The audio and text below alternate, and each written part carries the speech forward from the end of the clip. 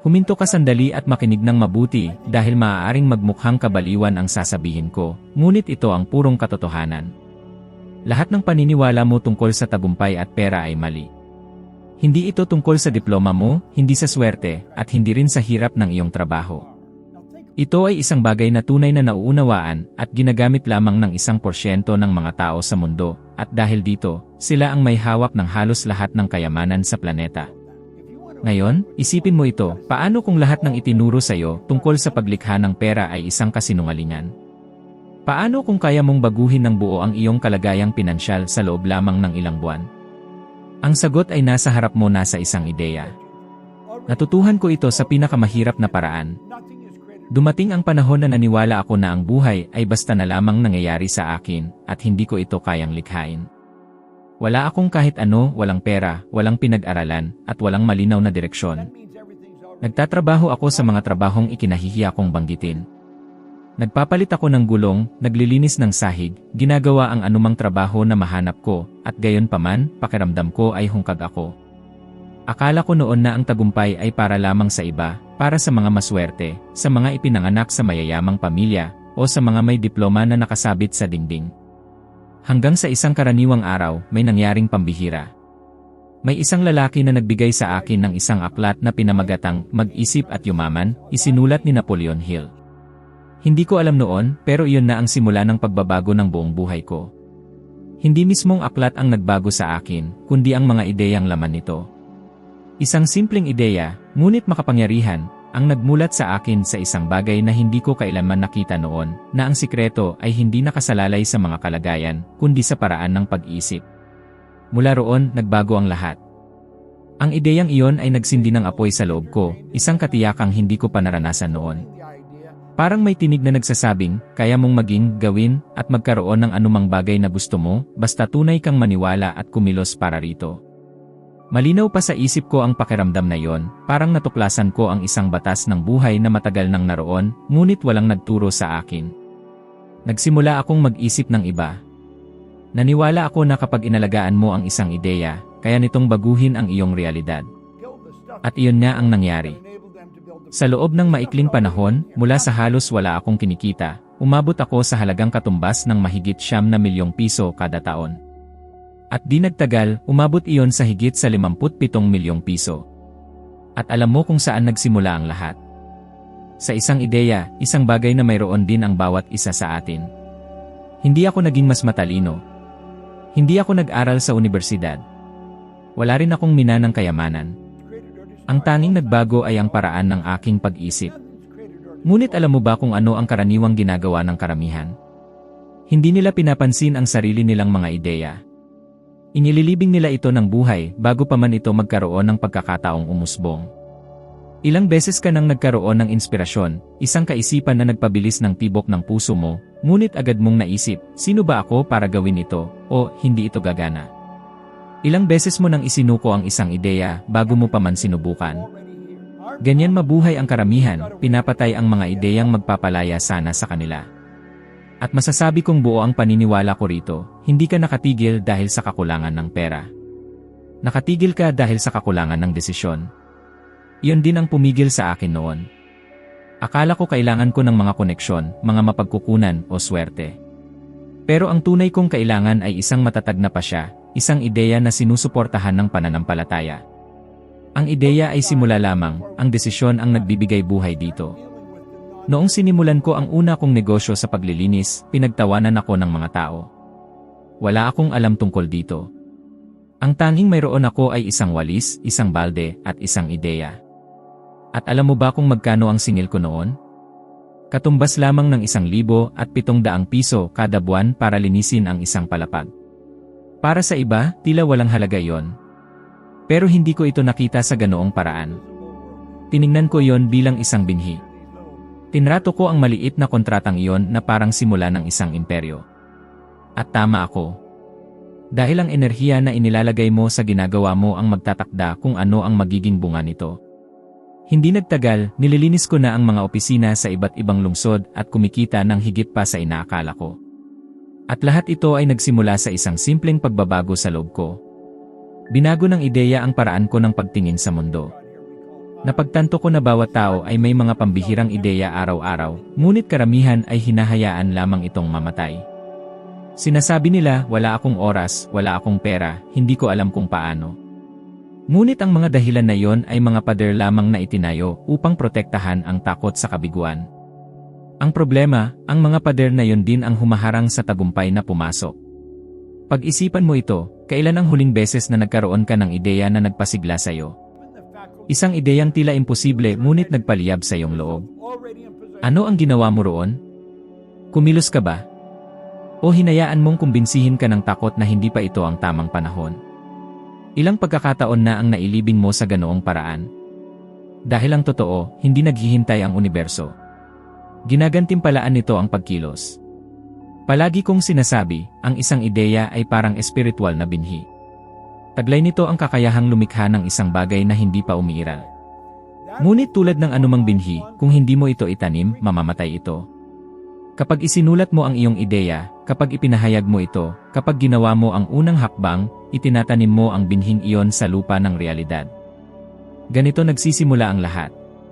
Kapag tiningnan mo ang sinumang matagumpay na tao, mapapansin mong nagsimula ang lahat sa isang ideya na tila maliit sa simula, hanggang may naniwala rito ng sapat upang gawing isang napakalaking tagumpay. Si Walt Disney ay natanggal sa trabaho dahil umano sa kakulangan ng imahinasyon, bago niya nilikha ang kaharian ng pantasya. Si Steve Jobs ay nagsimula lamang sa isang garahe.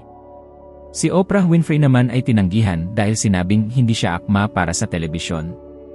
Lahat sila ay may taglay na bagay na taglay din natin, mga ideya. Ang pagkakaiba lamang ay pinili nilang kumilos para sa mga yon. At narito ang pinakamahalagang katotohanan, ang mga ideya ay enerhiya, at ang enerhiya ay hindi namamatay. Kapag binaliwala mo ang isang ideya, hindi ito basta naglalaho, hinahanap lamang nito ang ibang isipan na handang kumilos. Napansin mo na ba na minsan may pumasok sa isip mong ideya, at pagkalipas ng ilang buwan, may ibang taong biglang gumawa nito at sumikat? Hindi iyon tsamba. Isa yung batas. Ang mga ideya ay humahanap ng tahanan sa mga isiping handa para dito. Kaya ano ang ibig sabihin nito para sa iyo ngayon?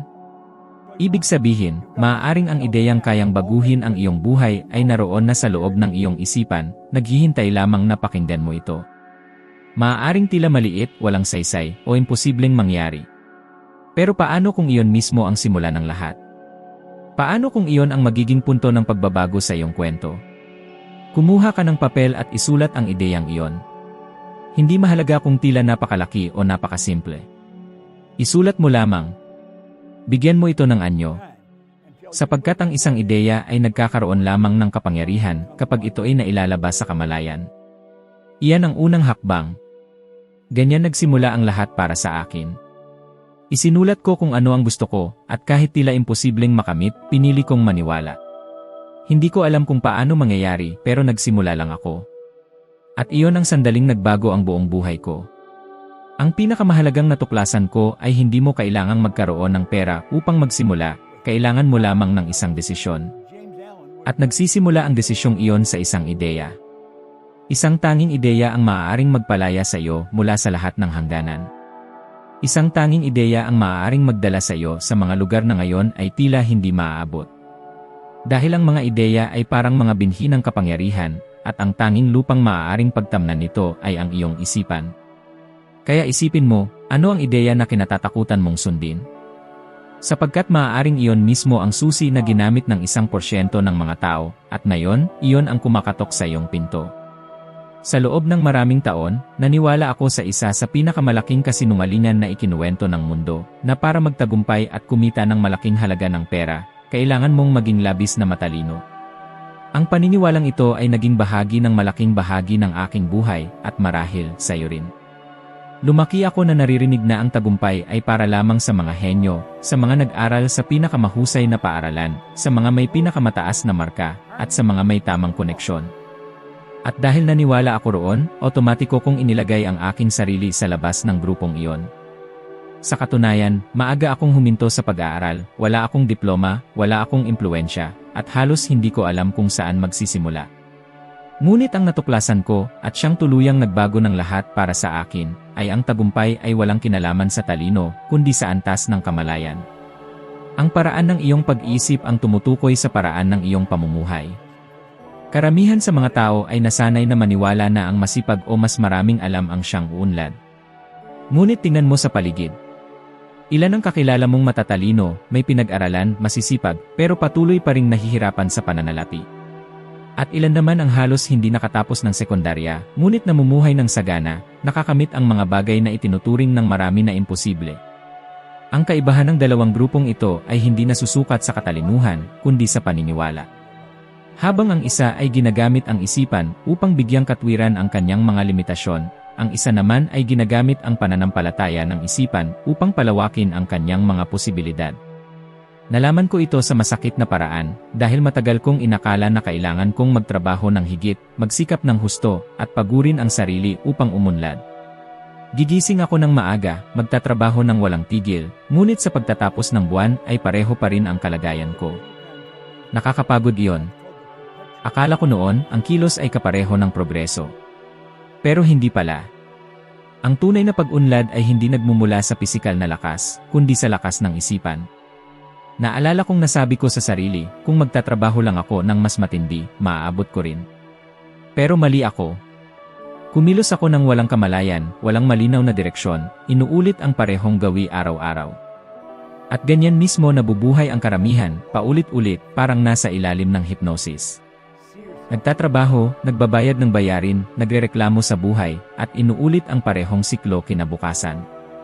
Lahat ito dahil itinuro sa kanila na ang tagumpay ay nagmumula sa pagsisikap at hindi sa wastong pag-aayon ng isipan. Nang maunawaan ko sa wakas na ang lihim ay hindi ang pagtatrabaho ng sobra, kundi ang pagtatrabaho ng may tamang isipan, doon nagsimulang magbago ang lahat. Sinimulan kong obserbahan ang mga mayayamang tao, ang mga matagumpay, at may napansin akong kahanga-hanga. Hindi sila nagtatrabaho ng mas marami kaysa sa iba, naiisip lang nila ng kakaiba. Hindi nila tinitingnan ang pera bilang isang bagay na malayo, mahirap o limitado. Para sa kanila, ang pera ay enerhiya, isang bagay na dumadaloy, isang bagay na laging naroroon. At dito pumapasok ang pinakamapanuring bahagi. Maraming pag-aaral sa makabagong sikolohiya at agham ng utak ang nagpapatunay na ang ating mga paniniwala ang humuhubog sa ating mga resulta. Ipinakita ng mga pag-aaral mula sa Universidad ng Stanford na ang mga taong may pag-isip na nakatuon sa pag-unlad, yaong naniniwala na kaya nilang matuto, humusay, at umunlad, ay may 50% mas mataas na posibilidad na makamit ang kalayaang pinansyal kumpara sa mga taong may saradong pag-isip na naniniwalang ang mga bagay ay kung ano na sila. Ibig sabihin, hindi nasusukat ang tagumpay sa kung gaano karami ang iyong alam, kundi sa kung gaano kalalim ang iyong paniniwala na kaya mong magbago. Naalala ko ang sandaling nagbukas ng aking isipan. Nakikinig ako noon sa isang talumpati ng isang lalaki na ang pangalan ay Bill Gove, at may sinabi siyang tumimo ng malalim sa aking isipan, kung gusto mong maging malaya, kailangan mong maging ikaw mismo. Parang tinamaan ako sa puso. Napagtanto ko na sa loob ng maraming taon, pilit kong sinusubukang magkasya sa molde ng lipunan, gustong magmukhang mas matalino, mas edukado, mas katanggap-tanggap. Ngunit ang tagumpay ay hindi tungkol sa pag-angkop, ito ay tungkol sa pagpapalaya sa sarili. At noong araw na yon, tumigil ako sa pagpapanggap at nagsimulang yakapin kung sino talaga ako. Maraming nagtatanong sa akin, ngunit Bob, kung hindi ito tungkol sa talino, ano ito? Ang sagot ay kamalayan. Ito ang kakayahang maunawaan na ang lahat ng iyong nararanasan ay refleksyon ng iyong iniisip. Ang mga resulta sa pisikal na mundo ay bunga lamang ng mga imaheng pinanghahawakan mo sa iyong isipan. Kung iniisip mo ang kakulangan, kakulangan din ang darating. Kung iniisip mo ang kasaganaan, kasaganaan ang akitin mo. Simple ngunit makapangyarihan. Gayunman, halos walang taong gumagawa nito nang may ganap na kamalayan. Ilang beses mo nang tiningnan ang laman ng iyong bangko at hinayaan mong iyon ang magtakda ng hangganan ng iyong kakayahan. Ilang beses mo nang gustong mamuhunan, magpalit ng karera, o magsimula ng bago, ngunit inisip mo, hindi ko kaya, kulang ako sa pera. Iyan ang tinig ng iyong lumang pananaw, ang mental na programa na nagsasabing mahirap ang pera at ang tagumpay ay para lamang sa ilan. Hanggat pinapayagan mong diktahan ka ng paniniwalang iyan, walang magbabago. May mga kakilala ako na nag-aral ng buong buhay, ngunit nananatiling nakakulong sa trabahong kinamumuhian nila, kumikita lamang ng sapat para mabuhay, katumbas ng humigit kumulang 30,000 piso bawat buwan. At may iba namang, sa pamamagitan ng tapang at pananaw, ay nakalikha ng mga yaman na umaabot sa bilyon-bilyong piso. Ang pinagkaiba nila, naiiba silang mag-isip. Tingnan mo si Richard Branson, ang nagtatag ng Virgin. Siya ay estudyanteng may disleksya at madalas bumagsak sa paaralan. Ngunit taglay niya ang isang bagay na bihirang taglay ng karamihan, nakikita niya ang mga oportunidad sa gitna ng mga hadlang. Hindi niya kailangang maging pinakamatino sa silid. Ang kailangan lang niya ay maniwalang kaya niya. Sa kabilang banda, napakaraming matatalinong tao, may mataas na antas ng talino, ngunit pinipigilan ang sarili dahil sa takot na magkamali, takot na mabigo. Dakilang isipan na ikinulong ng maliliit na paniniwala. Dahil ang tagumpay ay hindi tungkol sa alam mo, ito ay tungkol sa pinaniniwalaan mong posible. Natutunan ko na ang pera ay refleksyon ng iyong relasyon sa ideya ng pagiging karapat-dapat. Kung naniniwala kang ang pera ay marumi, nakasisira, o mahirap makuha, igagalang ng universo ang iyong paniniwala at ilalayo ka nito sa kasaganaan. Ngunit kung naniniwala kang ang pera ay isang anyo ng enerhiya na nagpapalakas ng kung sino ka, magsisimula itong dumaloy. Ang lahat ay nagiging magaan, mas natural. Kaya gusto kong imungkahi sa iyo ang isang praktikal na hakbang ngayon.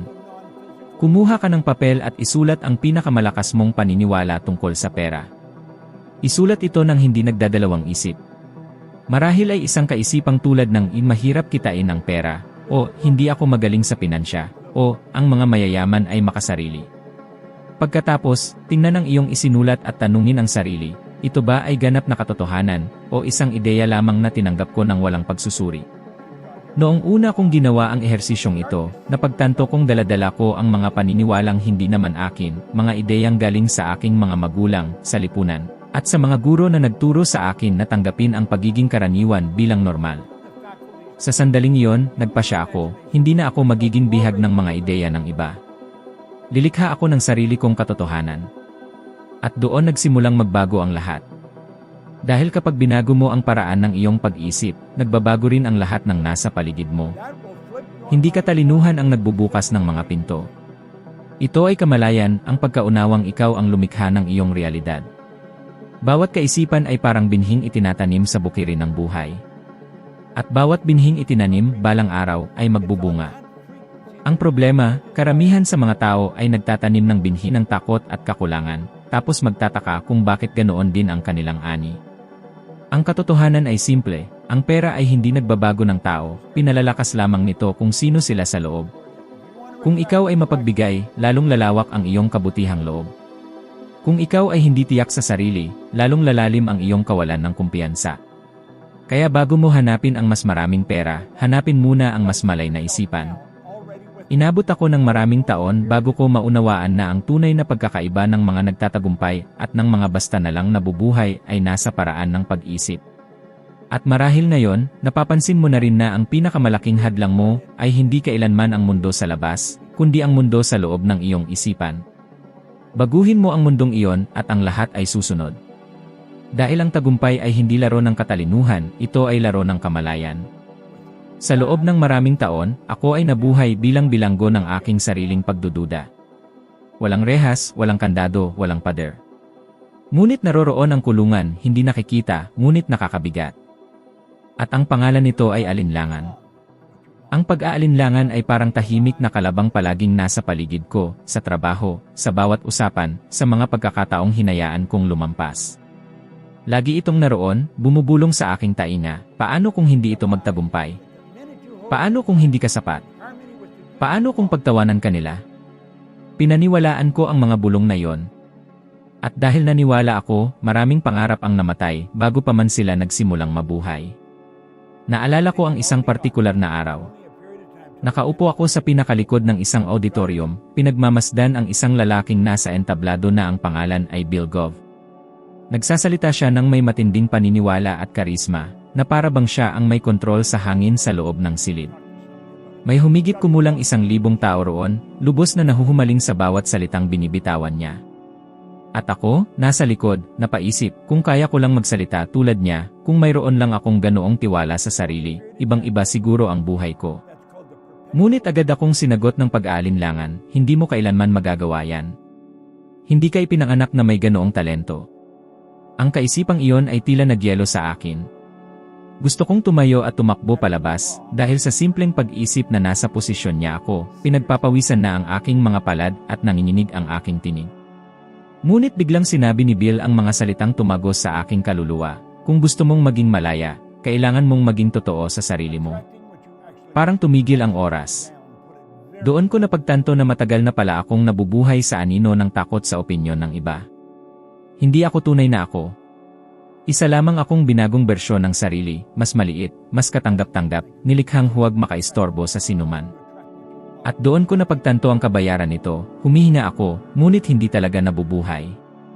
Ang takot na mabigo, ang takot na magmukhang hangal, ang takot na hindi maging sapat, ito ang mga tanikala na pumipigil sa karamihan ng tao. At ang mas masakit, karamihan ay hindi man lang namamalayan ito. Tinatawag nila itong pag-iingat, malusog na pag-isip o realismo. Ngunit hindi ito yon. Ito ay takot na nakadamit ng lohika. Ang pagdududa ay magnanakaw ng mga pangarap. Lumalapit ito na parang makatwiran, ngunit isa lamang ang layunin nito, pigilan kang kumilos. At tandaan mo, hindi mo kailangang patayin ang pagdududa, kailangan mo lang kumilos sa kabila nito. Isang hakbang sa bawat araw. Isang gawa ng tapang sa bawat pagkakataon. At hindi magtatagal, mapapansin mong ang bagay na dati mong kinatatakutan ay siya na ngayong nagtutulak sa iyo pasulong. Dahil ang pagdududa ay may kapangyarihan lamang kung pipiliin mong pakinggan ito. Sa paglipas ng mga taon, napagtanto ko ang isang bagay, karamihan sa mga tao ay hindi nabibigo dahil kulang sila sa kaalaman, kundi dahil kulang sila sa pag-uulit. Natututo sila ng isang makapangyarihang aral, nagiging inspirado sa loob ng ilang araw, ngunit pagkatapos ay nawawala ang sigla, parang apoy na napugto dahil sa kakulangan ng hangin. Ilang beses mo nang naranasan ito? Nagbasa ka ng isang libro, nanood ng isang video, o dumalo sa isang seminar at lumabas na lubos na naniniwalang magbabago ang buhay mo. Pero matapos ang 7 araw, bumalik ang lahat sa dati. Nawala ang sigla, bumalik ang lumang mga gawi, at unti-unting nawala ang pag-asang magbago. Hindi dahil walang silbi ang natutunan mo, kundi dahil ang kaalaman na walang pag-uulit ay hindi nagiging kamalayan. Ang utak ng tao ay isang kamangha-manghang instrumento, ngunit natututo lamang ito sa pamamagitan ng paulit-ulit na karanasan. Sa ganoong paraan nabubuo ang mga gawi, paniniwala, at mga ugali. Kapag narinig mo ang isang ideya ng minsan, mananatili ito sa iyong kamalayan bilang pansamantalang alaala. Ngunit kapag inuulit mo ito, bumababa ito sa iyong walang malay na isip, at doon nagaganap ang tunay na pagbabago. Ang walang malay na isip ang kumokontrol sa halos 76% ng ating mga gawain araw-araw. Ito ang nagpapasya kung ano ang iyong ginagawa kapag hindi ka sadyang nag-isip. Kaya kahit na natutunan mo na ang bago, bumabalik ka pa rin sa mga lumang kilos dahil umiiral pa rin sa loob mo ang lumang programa. Naranasan ko ito mismo. Sa simula ng aking paglalakbay, lagi akong nagbabasa, nag-aaral, at nakikinig sa mga matatalinong tao. Pero hindi nagbabago ang mga resulta. Alam ko ang dapat gawin pero hindi ko ginagawa. Nakakainis at nakakapagod iyon. Hanggang sa isang araw, narinig ko ang pangungusap ni Earl Nightingale na nagbago sa lahat, nagiging ikaw ang iyong iniisip sa karamihan ng oras. Parang napakasimple, halos halatang halata, ngunit sinubukan kong patunayan ito. Araw-araw akong nakikinig sa parehong mga talaan, walang palya. Sa loob ng sasakyan, habang naliligo, bago matulog.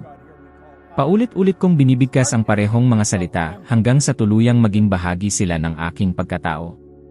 At isang araw, hindi ko namalayan, iba na akong kumilos. Parang may susi na nagbukas sa loob ng aking isipan. Tumigil akong pilitin ang pagbabago, nagsimula na lang itong mangyari ng natural. Hindi ko na kailangang ipaalala sa sarili kong mag-isip ng positibo dahil kusang lumalabas na ito. Hindi ko na kailangang kumbinsihin ang sarili kong kaya ko dahil lubos na akong naniniwala. Ang bagong gawi ay pumalit sa luma at doon nagsimulang magbago ang lahat. Ngayon, pinatutunayan na ng agham ang naranasan ko. Ayon sa mga neuroscientist, tuwing inuulit mo ang isang impormasyon, lumilikha ang utak ng mga koneksyong elektrikal. Habang mas madalas mo itong inuulit, mas lumalakas ang koneksyong iyon hanggang sa maging otomatiko ang kilos.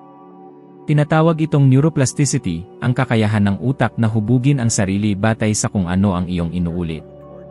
Kaya kung araw-araw mong inuulit ang takot, kakulangan, at pagdududa, iyon din ang paulit-ulit na ipoprograma ng iyong utak.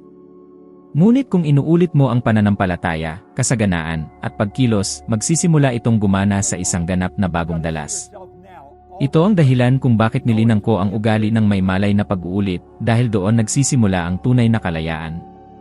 Pinili kong sabihin araw-araw ang mga pangungusap na nagbibigay lakas sa akin. Sa simula, tila kakaiba at medyo nakakatawa pa nga. Tinitigan ko ang sarili ko sa salamin at sinasabi, may kapangyarihan akong lumikha ng kasaganaan. Ako ang tagapaglikha ng aking sariling katotohanan. Noong una, pakiramdam ko nagsisinungaling ako sa sarili ko. Ngunit habang lumilipas ang mga araw, may kakaibang nagbago. Unti-unting naniwala ang isipan ko sa mga salitang iyon. Tumigil na silang maging simpleng pahayag lamang at naging matatag na paniniwala. Maraming tao ang naniniwalang ang paulit-ulit na pagbanggit ng positibong salita ay simpleng tulong sa sarili lamang. Hindi iyon totoo. Isa yung paraan ng muling pagsasanay sa isip. Kapag inuulit mo ang isang bagong ideya, pinapalitan mo ang lumamong pananaw. At kung isipin mo ng mabuti, ginagawa mo na rin ito sa pang-araw-araw, ngunit sa negatibong paraan. Ilang beses mo ba nasabi sa sarili mong, hindi ko kaya, wala akong pera, o hindi ako sapat? Naniniwala ka sa mga yon dahil inulit-ulit mo na sa loob ng maraming taon. Kung kaya mong maniwala sa kakulangan, kaya mo ring maniwala sa kasaganaan. Ang pinagkaiba lang ay kung ano ang pinili mong ulitin.